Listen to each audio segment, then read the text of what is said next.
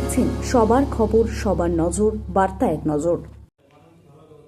সকালে মীনাক্ষীর বাইক র্যালির মাধ্যমে প্রচার, মাঝে হাতে গোনা আর কয়েকটা দিন। হুগলি জেলার আগামী 29 তারিখে ভোট, একেবারে শেষের দিকে জোর কদমে প্রচার করছে বিভিন্ন দল, তাই রবিবারটা তাদের কাছে গুরুত্বপূর্ণ দিন। আর এই রবিবাসরীয় সকালে বাইক র্যালির মাধ্যমে জনসংযোগ করলেন উত্তরপাড়া বিধানসভা কেন্দ্রের সিপিএম প্রার্থী মীনাক্ষী মুখার্জি। কোন্নগর কানাইপুর অঞ্চল অলিগলি ঘুরে জনসংযোগ করেন। আপনি বাইক মিছিল করছেন, কি বলবেন?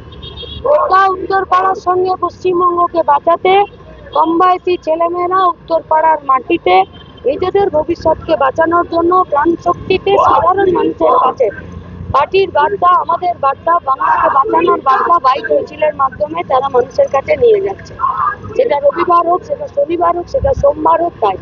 আর পশ্চিমবঙ্গের বেকার ছেলেমেয়েদের কাছে, তাদের কাছে তো মাথা তোলারই জায়গা থাকছে না, তো যোগ্যতা অনুযায়ী কাজ, আর না তো যা কাজের প্রেশার এবং কর্মসংস্কৃতি ও কাজের ঘন্টা। এক তো সরকারের ছাতা নেই, আর অন্যদিকে যে কাজ করছে সেই কাজে মাথা নামিয়ে 12-14 ঘন্টা কাজ করতে হয়।